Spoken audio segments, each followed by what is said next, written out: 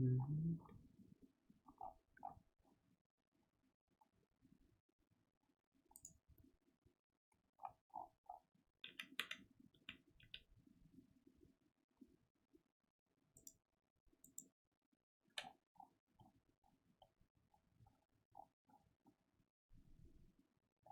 Where is it? Here it is.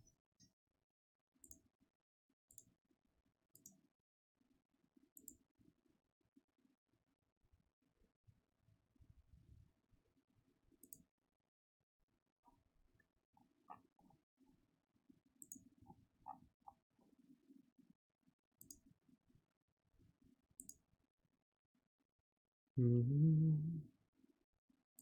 Mhm. Hey Erlang, hi another TV viewer. Hasn't Jibs, welcome. Thank you for coming. How are you guys doing today?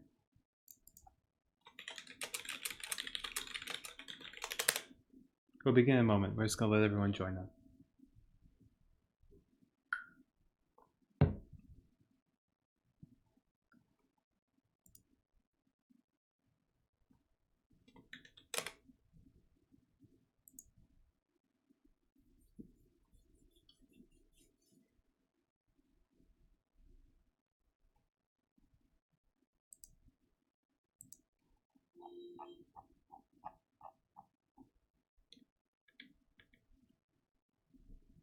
Incredible.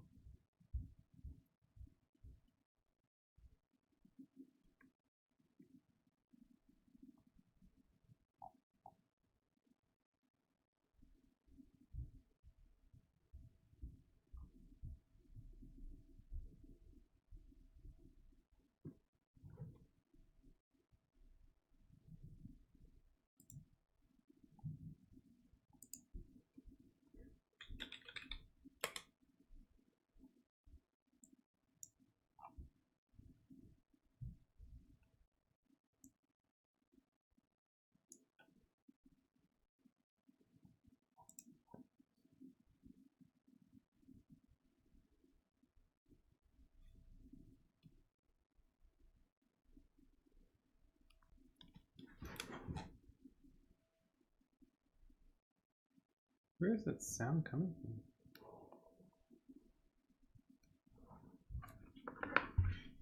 One second.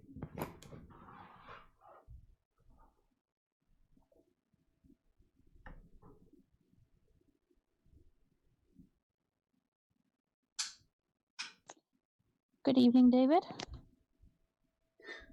I have no idea. Hey Morgan, how are you? Taking a break from things. That's good. Sometimes you need to. Yeah, I do. You're right. Things just got really bad. No. I am like incredibly happy right now. I That's really had amazing. literally one of the best week. No, my thing kind of went. My boyfriend bought me a Nintendo Switch. Yeah, that's exciting. What a He was gift. talking for weeks about doing it. I thought he was taking the mick. I legit thought he was taking the mick. Turns out he wasn't. Turns out he was actually being truthful. Aww. What a beautiful gift. He must really care about you. He does. That's sweet. Oh, I'm so glad to hear that. I have Super Mario Odyssey, Minecraft, surprise, surprise, Pokemon Let's Go Pikachu, and Lego Harry Potter. Aw, look at that. You're a pro.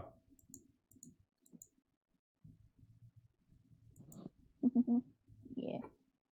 So I'm not sure how many people are going to come today because I forgot to, and I rarely forget to do these things, but I forgot to send out the messages. Announcement.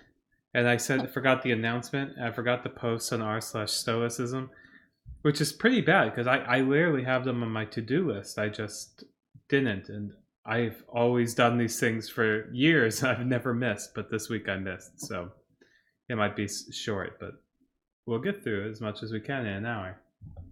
But I'm happy to see you here again, Morgan. I haven't seen you in a while. I know, I've been kind of Busy with the life. Distancing myself from things. That makes sense. Look, you have to keep yourself safe. You always have a family here. Mentally struggling. Let's just leave it at that. You have a lot of people here that care about you. You know that already. It's been rough, really rough. It's also getting to a very sad day next week, which I'm not looking forward to. Well, you have a Nintendo Switch now. Yeah, I do. The anniversary of something, but yeah. No. I'm rooting for you from here, Morgan. Thank you. I appreciate it. So we'll wait another 3 minutes. Now that I can play Minecraft on the thing, I can play the 1.14 stuff. Aww. And explore the one, because I'm on PS3, I'm stuck on 1.13 because they're not updating it anymore. So, now I can play on 1.14 and I love it. That's amazing. I haven't played Minecraft in like 10, 11 years, if that sounds correct. A lot has changed. No, it's got to be 10 years. I remember playing it when it came out because everybody was saying. Yeah, Minecraft is 10 years old. When was it? It would be 2012, 2011. So I guess that's more like 8 years. Minecraft came out in 2009. I don't remember. It was before I moved to Jerusalem. I moved to Jerusalem late 2011. So it'd be like 2010, 2011. So I guess, yeah, so around 9 years ago. I'm glad it's changed. I'm glad I get to do 1.14 stuff. Awesome. Welcome, Hello Kitty. We're going to start in 2 minutes. I'm talking to people on Twitch.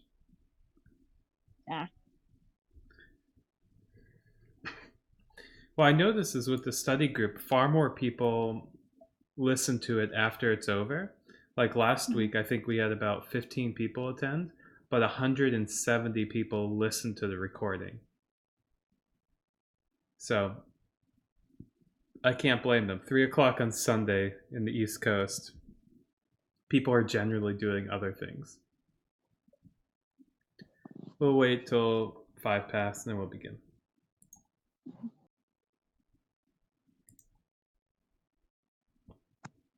And I'm going to mute myself so the stream doesn't hit me playing Let's Go Pikachu. You go catch this Pokemon. I bought that for my mom. She loved it. She's not very savvy with games. Okay, we'll begin. There's more than enough people. I appreciate everyone for coming. Let me get my Audacity on so it records so we can post it later.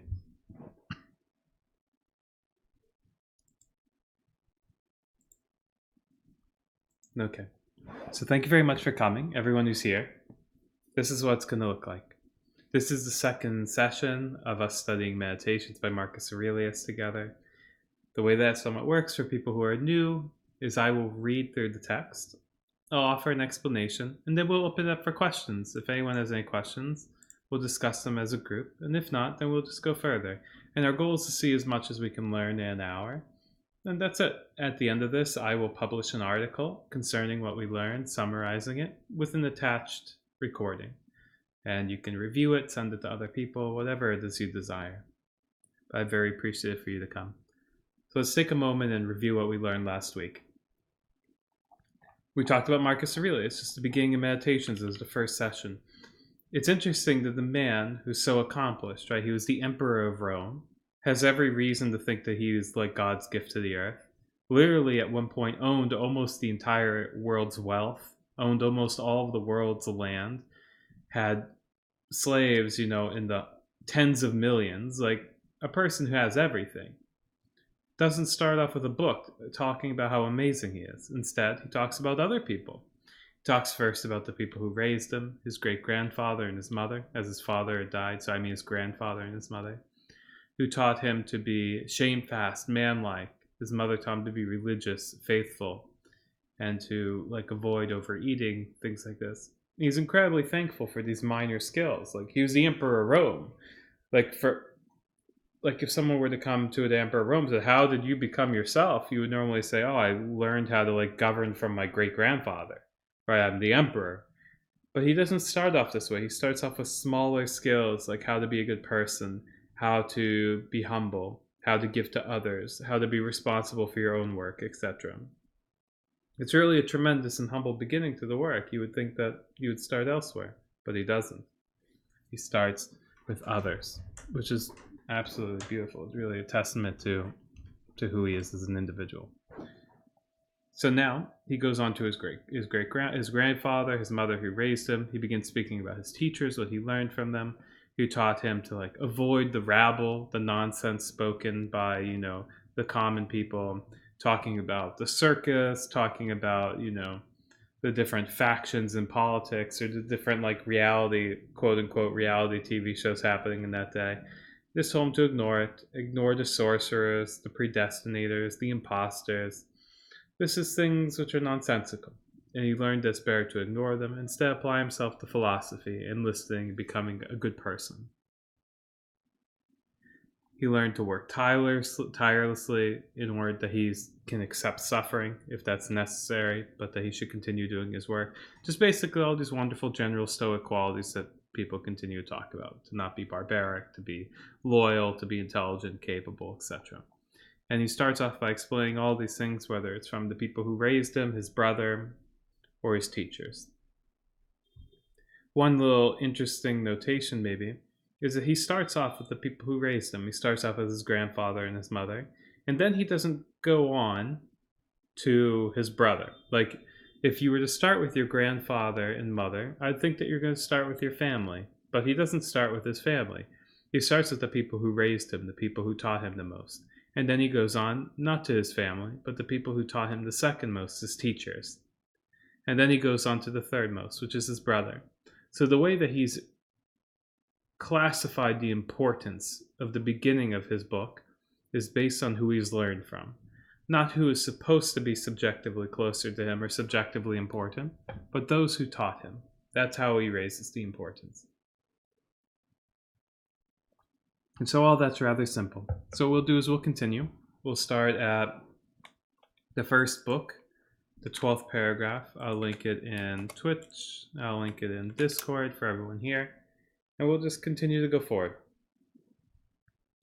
Starting with 12. Let me make this a little larger so it's easier for me to read.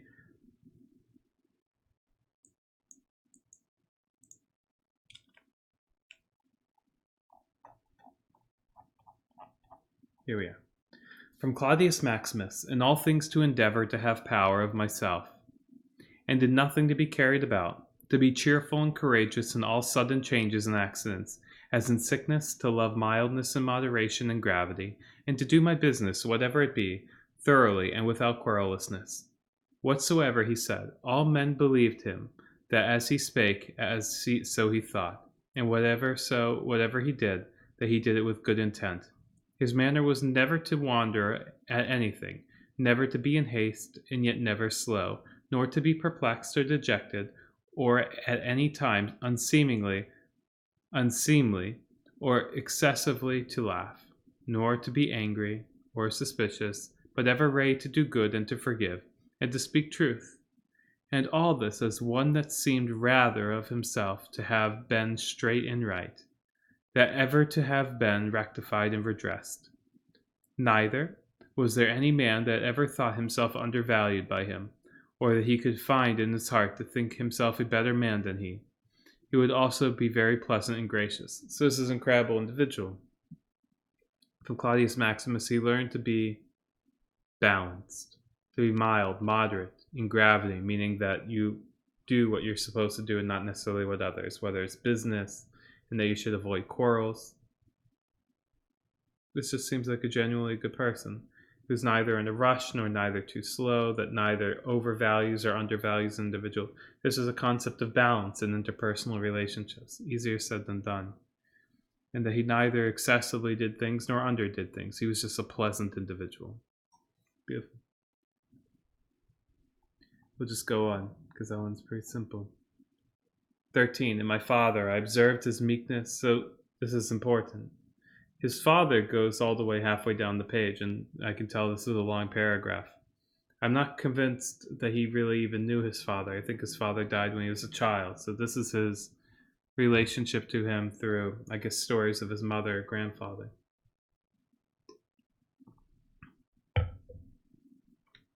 Let me paste the PDF for people who just came again. So 13 said, in my father I observed his meekness, his consistency without wavering in those things, which after a due examination and deliberation he had determined, how free from all vanity he carried himself in matter of honor and dignity, as they are esteemed, his laboriousness and acidity, I don't actually know that word. 1 second. It's rare I come across a word I don't know. Assiduity. Assiduity. Constant or close attention to what one is doing. It's archaic language. Okay. Assiduity. Laboriousness and attention, if you will. His readiness to hear any man that had aught to say tending to any common good. How generally and impartially he would give every man his due, his skill and knowledge. When rigor or extremity, or when remissness or moderation was in season, how he did abstain from all unchaste love of youth, his moderate condescending to other men's occasions as ordinary men, neither absolutely requiring of his friends that they should wait upon him at his ordinary meals, nor that they should of necessity accompany him in his journeys, that whensoever any business upon some necessary occasions was to be put off and omitted before it could be ended, he was ever found, when he went about it again, the same man that he was before him. So his father seems consistent. Obviously, more than consistent, he was balanced and honorable. He was open to others and gave to others, but didn't require them to do anything in return. His accurate examination of things and consultations and patient hearing of others, he would not hastily give over the search of the matter, as one easy to be satisfied with sudden notions and apprehensions. His care to preserve his friends, how neither at any time he would carry himself towards them with disdainful neglect, nor grow weary of them, nor yet at any of them mad fond of them, nor at any time be madly fond of them. His contented mind in all things, his cheerful countenance, his care to foresee things afar off, and to take order for the least, without any noise or clamor. Moreover, how all acclamations and flattery were repressed by him, how careful he observed all those things necessary to the government, and kept an account of the common expenses, and how patiently he did abide that he was reprehended by some of his strict and rigid kind of dealing, how he was neither a superstitious worshipper of the gods, nor an ambitious pleaser of men, or studious of popular applause, but sober in all things, and everywhere observant of that which was fitting, no affecter of novelties, in those things which conducted to his ease and convenience, plenty wherefore his fortune did afford him. Right, so without pride or bragging, yet all freedom and liberty, so that as he did freely enjoy them without any anxiety or affection, when they were present, so when absent he found no want for them. Just another incredible person. You see that Marcus Aurelius was surrounded by incredible people, but his father was the governor, right? His father would sit there and listen to what the people needed. He would be respectful, never consider them beneath him. And although he was extraordinarily wealthy, he didn't sit there and live an extraordinarily wealthy lifestyle. But neither did he refrain from partaking in the endeavors of other people. So if he'd go to a party, he'd be respectful. But he wouldn't necessarily push people to. But he didn't sit there and become alive with the comforts of like the ultra wealthy. It's a kind of incredible person. I'm always impressed by the people surrounding Marcus Aurelius. Just an exceptional human being surrounded by exceptional people. It's so rare that such a thing happens. Thank you, FBI agent. I appreciate you keeping us safe. Moreover, that he was never commended by any man as either a learned acute man, or an obsequious officious man, or a fine orator, but as a right mature man, a perfect sound man, one that could not endure to be flattered, able to govern both himself and others, Moreover, how he did honor all true philosophers without upbraiding those that were not so. His sociableness, his gracious and delightful conversation, but never on to satiety.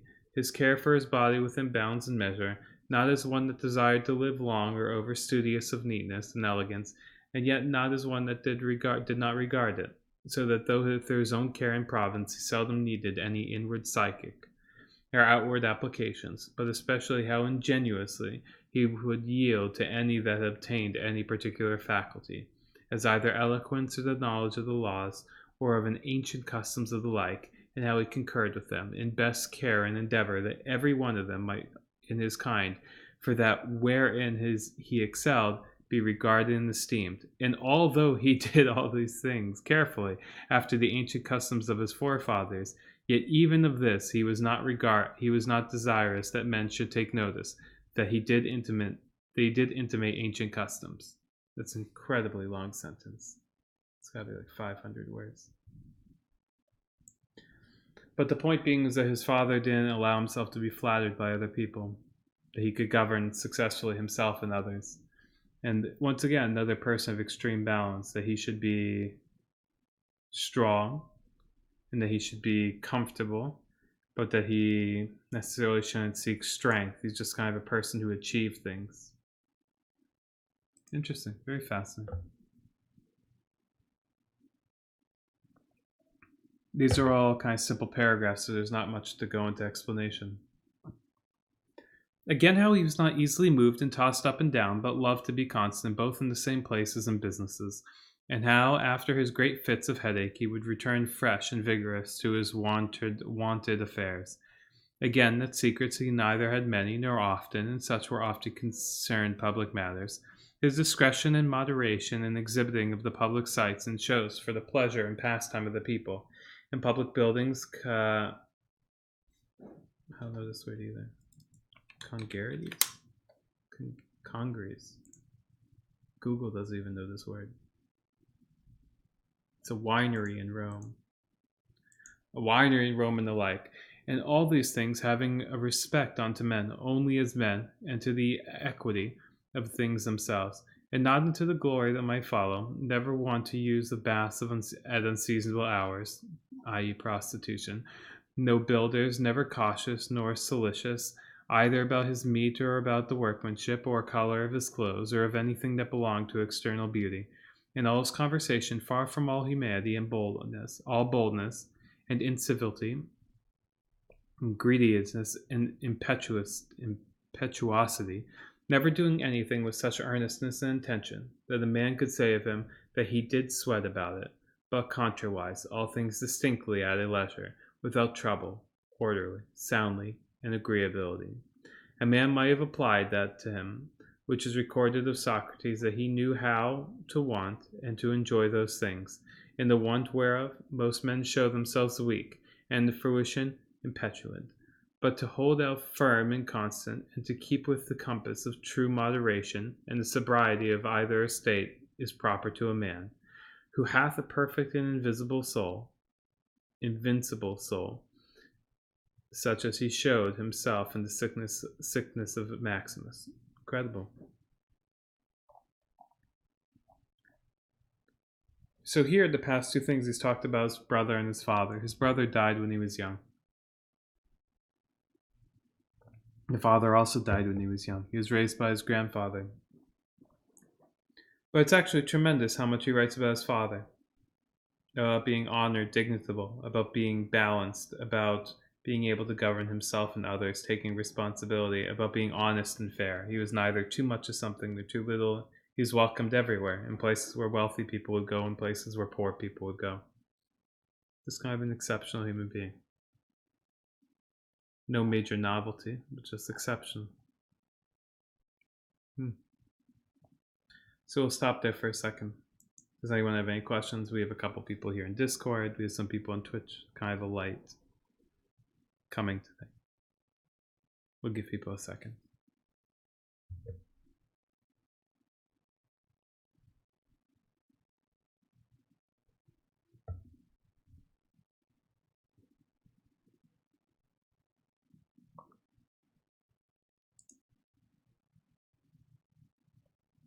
Oh, Finney's here. Welcome, Finney. Okay, if not, we'll continue. Section 14. I'll copy and paste the PDF again. We are in Book 1, Section 14. From the gods, so we now see he's going to the gods. So he started off with the people that have taught him. You're welcome, Finney. We started off with the people who raised him, his grandfather and his mother.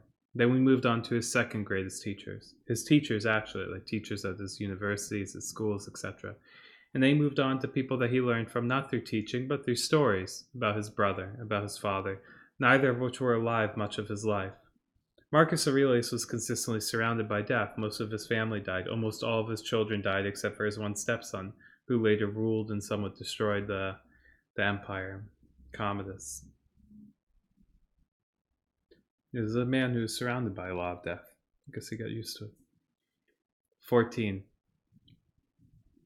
From the gods I received that I had good grandfathers and parents. Incredible. Already this is a bit polemic, right? It's a bit of an attack. He mentioned above that his father was neither a worshipper of God and that he looked up to this, like that his father didn't look up to these gods respectfully, and that he appreciated them his father. And so too here, he says, from the gods. And what he really means is, the fortune of existence, that he received a good grandfathers and parents, a good sister, good masters, good domestics, loving kinsmen, almost all that I have, and that I never thought haste and rashness transgressed against any of them. Notwithstanding that my disposition was such, and that such a thing, if occasion had been, might very well have been committed by me. But that was the mercy of the gods to prevent such a concurring of matters and occasions, as might make me to incur this blame, that I was not long brought up by the concubine of my father, that I preserved the flower of my youth, that I took not upon me to be a man before my time, but rather put it off longer than I needed, that I lived under the government of my Lord and Father, who would take me away from all pride and vainglory, and reduce me to that conceit and opinion that it is not impossible for a prince to live in the court without a troop of guards and followers, extraordinary apparel, such and such torches and statues, and other like particulars of state and magnificence, but that of a man that may reduce and contract himself almost to the state of a private man, and yet for all that not to become the more base and remiss in those public matters and affairs, wherein power and authority is requisite, that I have had such a brother, who by his own example might stir me up to think of myself, and by his respect and love delight and please me, that I have got ingenuous children, that they were not to be born distorted, nor with any other natural deformity, that I was no great proficient in the study of rhetoric and poetry, and of other faculties which perchance I might have dwelt upon, if I had found myself to go on in them with success, that I did by times prefer those by which I was brought up, to such places and dignities which they seemed unto me most to desire, and that I did not put them off with hope and expectation, that since they were yet but young, I would do the same hereafter. So this is exceptional. He's thinking, his situation. Like he started off the book by thanking the people who raised him, then his teachers, then the other people which he learned from, kind of, even though they were barely alive during his time. And now he's thanking fortune, whether it be the gifts of gods or the gifts of nature. He's just being thankful for being born the way that he was, into the family he was, around the people that he was. I ever knew Apollonius and Rusticus and Maximus, the three people he mentioned above, that I have occasion often and effectually to consider and meditate with myself concerning that life which is according to nature, what that the nature of manner of it is, and so that for the gods and of such suggestions, helps, and inspirations as might be expected from them, nothing did hinder, but that I might have begun long before to live according to nature, or that even now, that I was not yet partaker, and in the present possession of that life, that I myself, and that I did not observe those inward motions and suggestions, yea, and almost plain and apparent instruction and admonitions of the gods, but the only cause of it. Incredible. This is a bit of philosophy here by Marcus Aurelius. I don't think the term existed then, but certainly the idea of pantheism existed there. The major philosophical principle of pantheism is that God is nature, that God is everything, and that we can't necessarily perceive it, but that there's this type of will that controls everything. You can call it science, you can call it theology, we can't really understand it completely. But it is that there is some type of metaphysics, it's not something we can really understand. This is in direct comparison to necessarily believing in the Roman gods, who did certain things at certain times. Instead, he somewhat believes in nature and the order of things, and to that he's thankful. That my body in such a life hath been able to hold out so long, that I never had to do with Benedita or Theosis. I don't know what those are. Let me shut this off. It's my mom. It's Mother's Day. I'll call her. That I did him anything for which afterwards I had occasion to repent, and that being so that my mother was to die young, yet she lived with me all her latter years. That as often as I had a purpose to help and succor any of that either were poor or fallen into some present necessity, I never was answered by my officers that there was not ready money enough to do it, and that I myself had never occasion to require the like succor from any others, that I had such a wife so obedient, so loving, so ingenuous,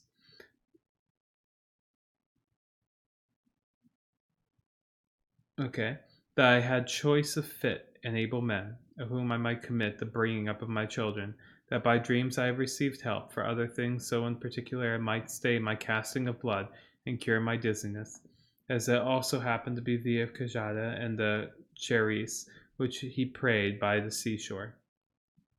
Incredibly thankful. And when I did first apply myself to philosophy, that I did not fall into the hands of some of the sophists, or spent my time either in the reading of manifold volumes of particular philosophers, nor in practicing myself in the solution of arguments and fallacies, nor dwelt upon the studies of the meteors or other natural curiosities. All these, without the assistance of gods and fortune, could not have been.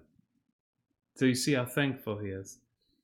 It's not just the people that surrounded him, it was his general fortune that helped him craft himself into such a person. Absolutely like a blessing. And he sees that too. Where a lot of people don't. They just assume that they're successful because that's how they are. Incredible. In the country of the Quadi at Granada, these, betimes in the morning, say to thyself, this day I shall have to do with an idle curious man, with an unthankful man, a railer, a crafty, false, or envious man, an unsociable, uncharitable man. All these ill qualities have happened unto them through ignorance of that which is truly good and truly bad. But I that understand the nature of which is good, that is only to be desired, and of that which is bad, that is only to be truly odious, meaning it pushes you away, and shameful, who know moreover that this transgressor, whoever he be, is my kinsman, not by the same blood and seed, but by the participation of the same reason, of the same divine particle. Interesting. How can I either be hurt by any of those, since it is not in their power to make me incur anything that is truly reproachful, or angry and ill affected towards him, who by nature so near unto me? If we are all born to be fellow workers, at the feet, the hands, and the eyelids, as the rows of the upper and under teeth. For such, therefore, to be in opposition is against nature. It was there a chafe at, but to be adverse from, but to be in opposition. So here we kind of see the beginnings of his Stoic beliefs, that even though there are people of ill nature, that it's not something that affects him. And that although they may come from the same place, even possibly be in the same area, that they all do come from the same quote-unquote divine particle. Again, this concept of pantheism, that everything's connected, even though it's not obviously connected. But he says, how can I actually be reproachful or angry? Interesting. This is a confusing paragraph. Does anyone have any ideas, thoughts, or ideas they wish to discuss with this? Or we'll just move forward?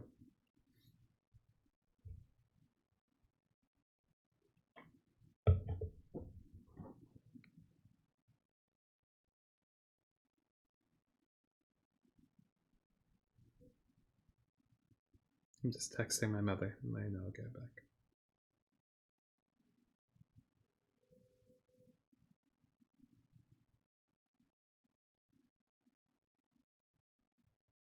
Okay, wonderful. We'll just move forward then. 16. Book 1:16. Whatsoever I am is either flesh or life, or that which we commonly call the mistress and overruling part of man, reason. That's what he says he is. Away with thy book, suffer not thy mind any more to be distracted, and to be carried to and fro. Thank you, Finney. For it will not be, but as even now ready to die, think little of thy flesh, blood, bones, and the skin. A pretty piece of knit and twisted work, consisting of nerves, veins, and arteries. Think no more of it than so. And as for thy life, consider it what it is, a wind, not one consistent wind neither, but every moment of the hour let out, and sucked in again. The third is thy ruling part. And here consider, thou art an old man. Suffer not that excellent part to be brought in subjugation, and to become slavish. Suffer it not to be drawn up and down with unreasonable and unsociable lusts and motions, as it were with wires and nerves. Suffer it not any more either to repine at anything now present, or to fear and fly anything that come, which the destiny hath appointed thee. This is kind of a bit of duality, the concept of separating of flesh and soul. The flesh is simple. It's bones, skin, interwoven in some amazing way, true, but not necessarily important. What's important for our lives instead are to sit there and not be drowned out by these, as he calls them, unsociable lusts and motions, the physical desires, etc. Not to be repined, not to be pulled in through illogical reason. Instead, what we must do is we must understand and become reasonable. And this is generally what everyone wrote in this time. It's actually interesting to know that Meditations by Marcus Aurelius is quoted by a lot of religious philosophers, in a lot of different religions. Incredible. Let's move further. Whatsoever proceeds from the gods immediately, that any man will grant totally depend from their divine providence. As for those things that are commonly said to happen by fortune, even those must be conceived by the dependence of nature, or from the first and general connection and concatenation of all those things, which more apparently by the divine providence are administered and brought to pass. All things flow from thence, and whatsoever it is that is both necessary and concluding to the whole, part of which thou art, and whatever it is that is requisite and necessary for the preservation of general, must of necessity in every particular nature be good and be whole. And as for the whole, it is preserved, as by the perpetual mutation of conversion in the simple elements one into another. Yeah, it's interesting. And also by the mutation and alteration of things mixed and compounded. Let these things suffice thee. Let them be always on to thee, and thy general rules and precepts. As for thy thirst after books, away with it will go all speed, and thou die not murmuring and complaining, but truly meek and well satisfied, and from thy heart thankful unto the gods. Incredible. I want to think about this for a second. Zoiku, welcome, my friend. Thank you for coming. What he's saying here is that the world is so complex. It's difficult to determine what is and what isn't happening, why things happen, whatever. It's all this general cohesive puzzle of complexity. Instead of, we should be thankful for the fortune of the world, but we should also seek out and try to understand it.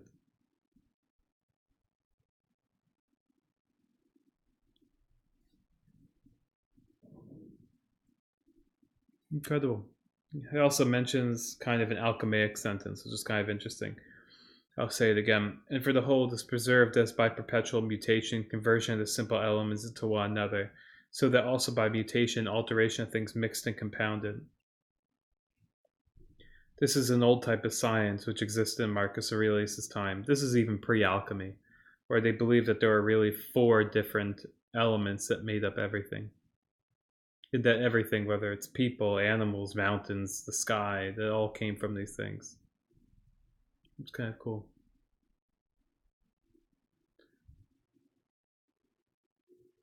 Interesting. So in general, that's the first book. The first book started off with an incredibly thankful Marcus Aurelius, thankful to his grandparents, to his mother, to the teachers that raised him as well, to his father and brother who we rarely know. And then he immediately goes to thank some people who he distasts, who he dislikes, but he still is glad that they exist, and that teaches him how to be of an opposition to people who do evil. And then he immediately goes into some rather hardcore ideas.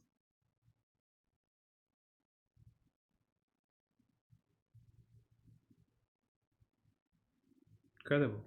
I mean, it just so radically switches from a concept of being thankful to a concept of philosophy that one should take responsibility for themselves, that they should think little of their physical nature and instead be concerned of the mental morality in their actions, that there is something after death, and that we should accept the luxuries and the world the way it naturally flows, but that doesn't stop us from growing. I mean, just really kind of incredible end to that chapter. Not really what you would expect.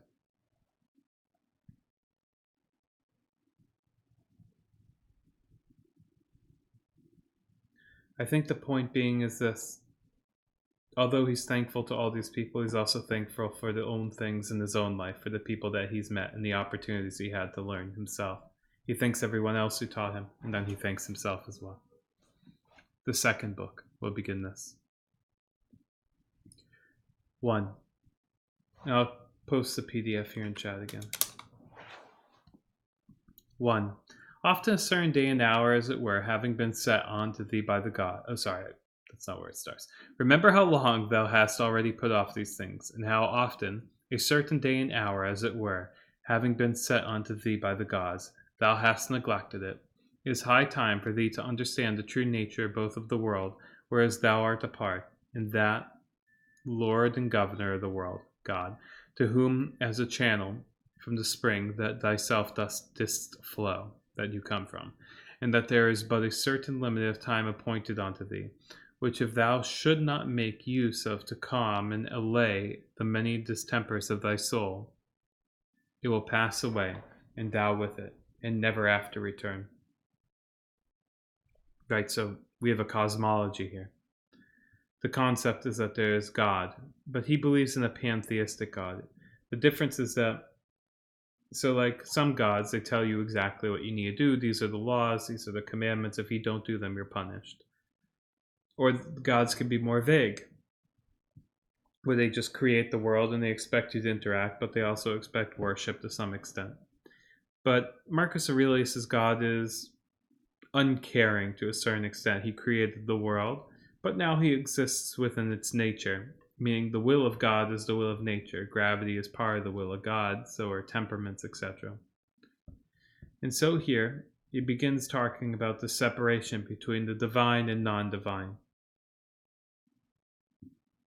and that you should understand its separation.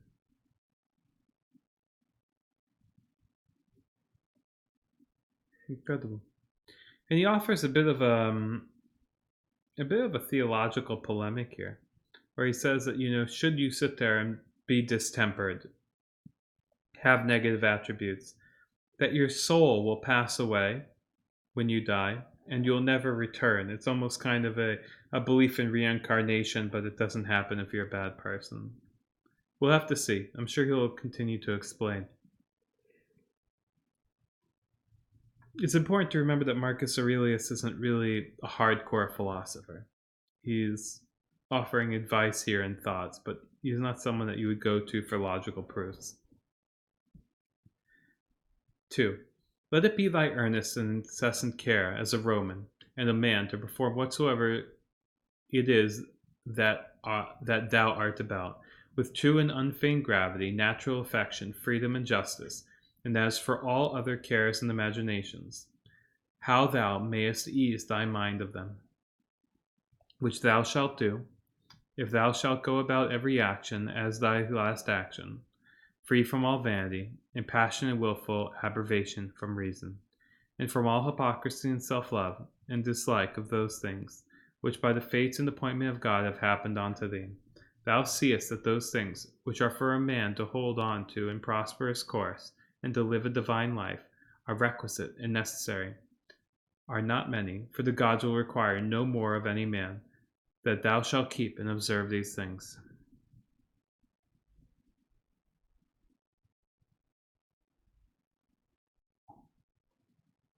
This incredibly complex paragraphs.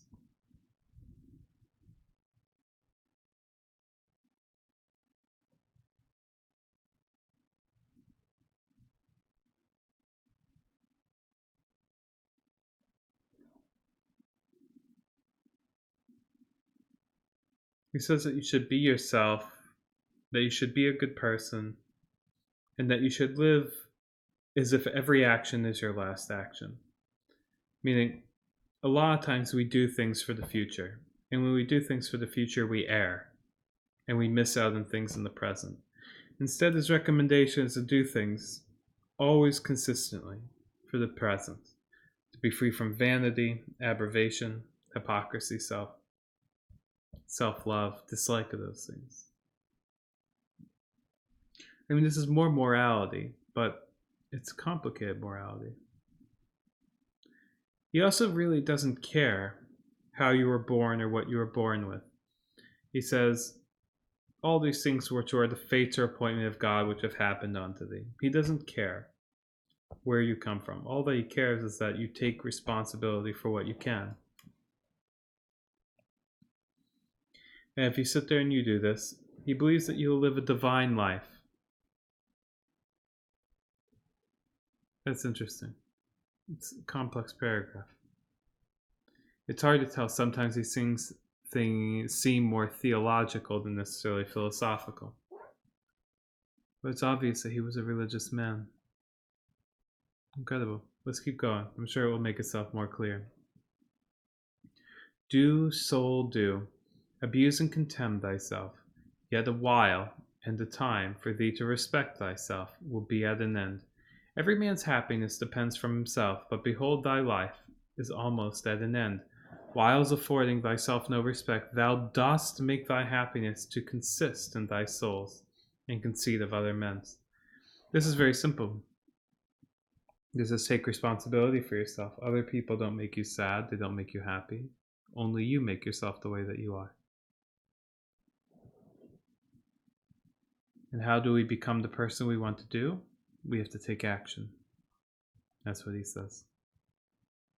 4. Why should any of these things that happen externally so much distract thee? Give thyself leisure to learn some good thing and cease roving and wandering to and fro. Thou must also take heed of another kind of wandering, for they are idle in their actions, who toil and labor in this life, and who have no certain scope of which to direct all their motions and desires.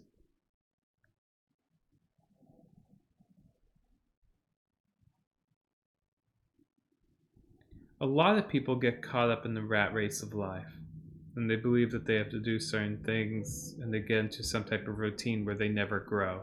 They just go in some type of regular routine where they circle around consistently on the same plane. Marcus Aurelius here recommends taking time to yourself to actually learn and to improve your life. That although we have this routine in which it cycles through the present, that we should also keep trying to elevate ourselves. And that we should labor in our life. It's also important, I think, to Marcus Aurelius here, who says that to have no certain scope to which to direct all the motions and desires.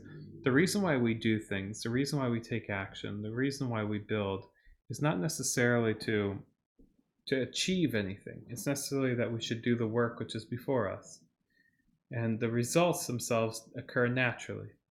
This is a common phrase. We saw this in the Tao Te Ching, that we should work without concern of honor or consequence. You see it in Hinduism, where it says that you are not privy to the fruits, but the labor, or the fruits of your labor, what it is. And instead, what you must do is you must continuously build, but not necessarily worry about the consequences, because they're not necessarily ours. They exist in the future, which he's already somewhat shined down upon. Very complex here. It's either complex. I'm having difficulty understanding why such a book is so complex. And I don't think it's necessarily because of his wording. I think because his intention isn't to explain his philosophy. His intention is to give advice. What I'm attempting to do is understand the basic philosophical premises behind Marcus Aurelius, but it's not incredibly obvious from these sentences. We'll have to build it over time. 5. For not observing the state of another man's soul, scarce was ever any man known to be unhappy. Tell whoever they be that intend not and guide not by reason and discernment that motions of their own souls, they must necessarily be unhappy. Incredible. He says there's a lot of people which are unhappy, but we must educate people to sit there and improve their own lives.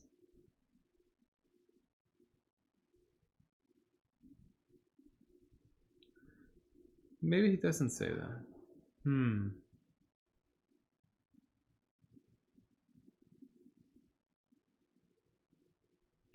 What does he recommend that you tell these friends who are unhappy? That they should worry less about intention, and that they should worry more about reason and discretion.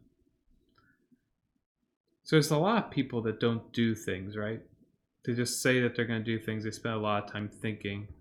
Marcus Aurelius is consistently, he thinks it's good to be reasonable, it's good to learn, it's good to think, but he's definitely more action-based. We'll have to keep seeing. I'm hoping it reveals more as we go. Some more people have joined. I'll put the PDF here in Twitch. Discord already has it. So this is Book 2, Chapter 4. 6, my apologies. These things thou must always have in mind. What is the nature of the universe, and what is mine in particular? This is the relationship between the universe and the person. This is a metaphysical, in ontology, if you will. This unto that,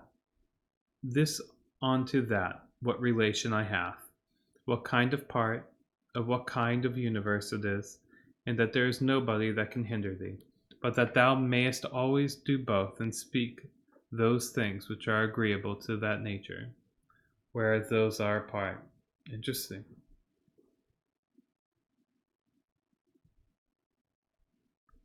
This is a concept of ontology. The basic premise of ontology is that of metaphysics and physics, that there is something high up in the world called metaphysics, and then there's us, which is physical. The physical is fully perceivable. I can understand things that are physical. The metaphysics are not fully perceivable, but I can begin to understand them. And above that is God, or for him a pantheistic God, which is nature. So the question to him is, how then do I improve as an individual? He says you have to think at the highest level you can, which is a relationship between this metaphysical and physical. And you should ask yourself, what is this metaphysics? What is this universe? And what am I? What's my place? What should I be doing? How can I be agreeable to that nature?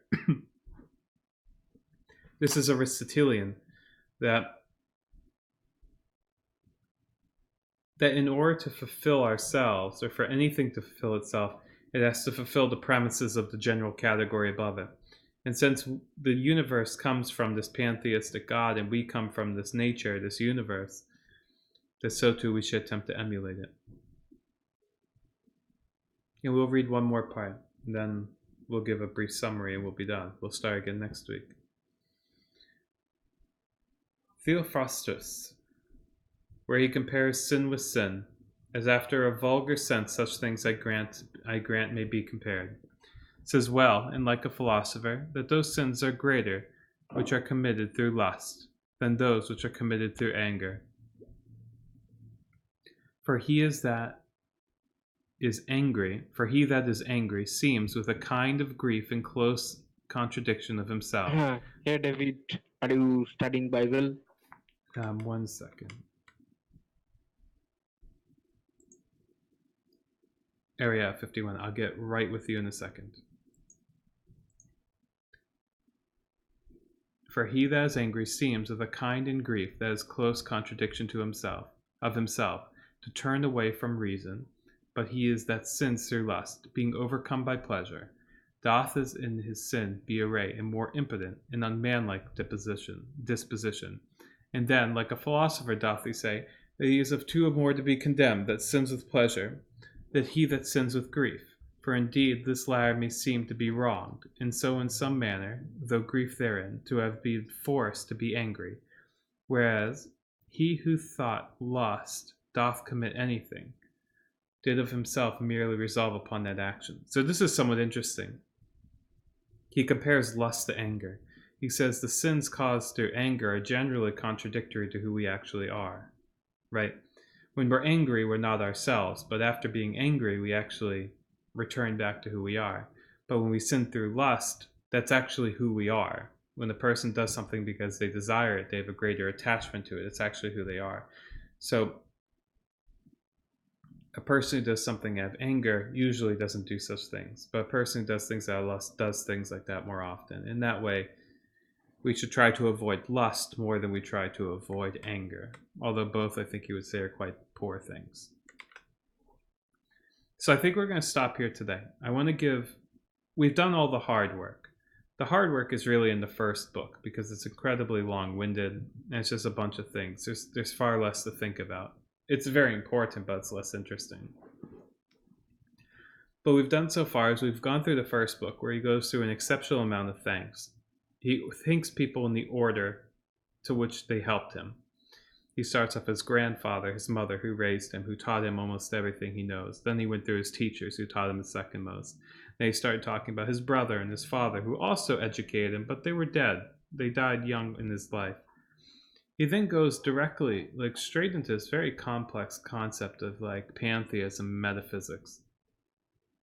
He begins by speaking of the negative, things to avoid, how he learned from people that were evil and odious, people that you should avoid. Then he comes on, he brings on a sense of duality, that there's the physical and metaphysical, there's the body, there's the soul, and that we should not sin, and that sinning causes our soul to die and disappear forever. Whatever that means, we don't fully know yet his concept of cosmology and metaphysics. But he also believes in a God which is in nature, and he's very thankful for it, for it's through nature that he was given so many wonderful gifts, whether it's his teachers, his parents, his position in life, and he's thankful for that as well. But he believes that no matter how you were born or what you were born with, that you should do your best. Which is quite obvious, but also quite interesting. And then that brings us into the second book, where it becomes exceptionally difficult very, very quickly.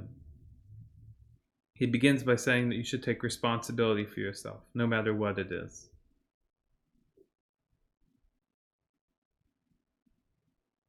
That we should have a calm temper and that we should be relaxed. Just try to be ourselves.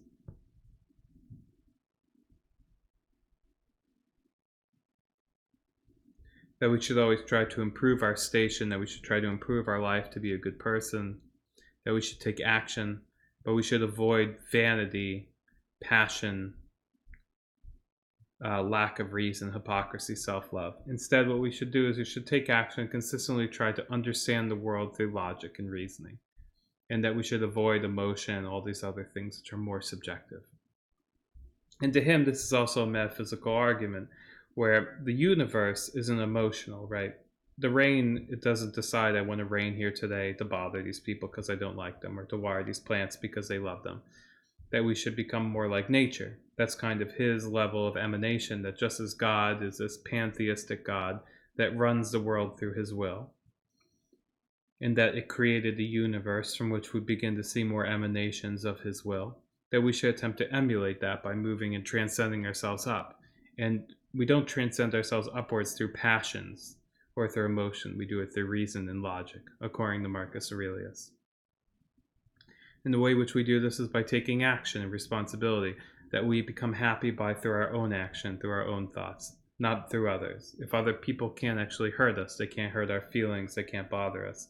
It's ourselves that can only make ourselves feel.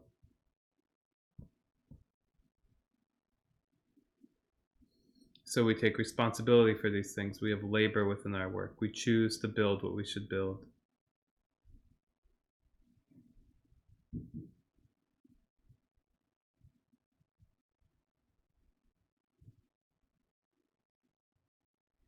And the way that we should build ourselves and that we should improve our lives is that we should attempt to emulate and transcend ourselves, kind of in the way that just as his pantheistic God emanated down into the universe, that into us, we trained ourselves trying to move forward and become more like the universe. So we try to do, quote unquote, he says, what is agreeable to nature. So if nature is orderly, so too we should be orderly. The way that you design your virtues are based on what you see within nature. And then he starts to explain what these things are. We only spoke about the first one. But the first one is explaining the difference in sins, that some sins are worse than others. He talks about anger and lust. That anger is less sinful for lust, because lust is kind of an emanation of what you are. Like a person lusts actually what after they desire. So if you sin through lust, that's because of who you are as a person. That requires deep work. But if you sin through anger, you're generally people who do things out of anger. That's not actually who they are. It's a contradiction of who they are at some point. Why he says this, we'll have to discover next week. But that's kind of the conclusion and the explanation of everything we've learned so far. So I want to take a moment and just thank everyone for coming, whether you're on Discord or whether you're on Twitch, or whether you're one of the hundreds of people that listen through the website. I appreciate you very much for coming. We meet every Friday at, nope, this is Sunday, every Sunday at 3 p.m. So I welcome you to come later. And if you want, we have a group meditation every night at 10 p.m. as well. So please feel free to join. I hope you have a wonderful day. Take care.